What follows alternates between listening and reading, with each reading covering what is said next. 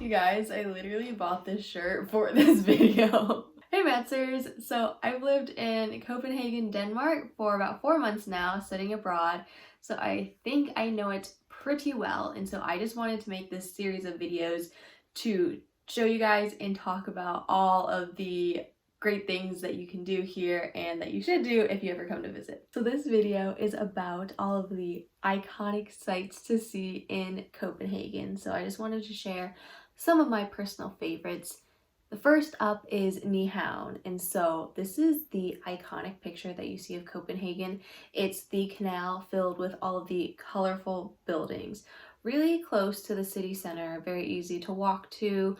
There are always boat tours that are going on, so you can go around like in a boat. It's super cute. There's a ton of restaurants and like ice cream shops along that road. Definitely very pricey, kind of a tourist trap, but if you go to Copenhagen, you have to see Nyhavn and the colored buildings. Another iconic site is the Little Mermaid. To be honest, I was very overwhelmed when I saw her. She is very small. It's just like this rock on the harbor with like the Little Mermaid. I wasn't blown away, you know? I'm not sure what I was expecting, but whatever she was not it. But very iconic site, classic Copenhagen.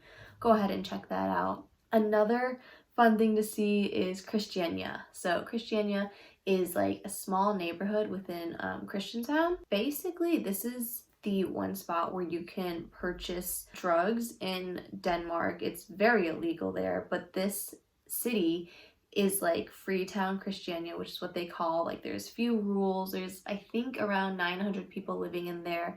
Like they build their own houses. It's somewhat similar to the community that I visited called Freeland on my short study tour. It's very like liberal, very hippie. I believe that the city helps them with like their plumbing and the electricity, but everything else like garbage and everything is done and run by that small community. They do have jobs outside of the city as well as inside of it, and it's just really a really big tourist attraction. So I would recommend just walking around there. They're really also famous for their bikes that they make. They make these special like Christiania bikes. So that's definitely like a very quirky little hippie town that you could go to. Another thing that I highly recommend doing is winter bathing. Oh, it's like nice. Okay. It's like a nice. Okay. Oh my goodness. Invigorating. So actually, the extremely Danish way to go winter bathing is to go naked. And I was explaining to Joan that like in America you do not do that, like you do not go skinny dipping. But then I was like, you know what, I'm only in Denmark once, like I'm going to do this. So I'm on my way to go winter bathing. It's actually a very nice morning. It's sunny, not windy, so it's a pretty good day to do it. I'm gonna go naked. I don't know, you know, I was like YOLO mode, like I'll just go do it. If there's people out there, like I'm turning around, there's no one out there right now, I'll just go in and out. I just need to experience it, you know? Okay, here we go. Let's see how it is. Okay, you guys, I did it. I actually stayed in for a long time, like 40 seconds. I actually kind of swam around a little bit until I couldn't feel my hand. Very liberating experience. It's nice that there's no one else out here with me, but it actually wasn't too bad. I would kind of recommend just like try it once. I can now check skinny dipping in the Baltic Sea off my bucket list. It was also 12 degrees Celsius, so like 54 degrees Fahrenheit. So still pretty chilly, but definitely better than 2 degrees Celsius.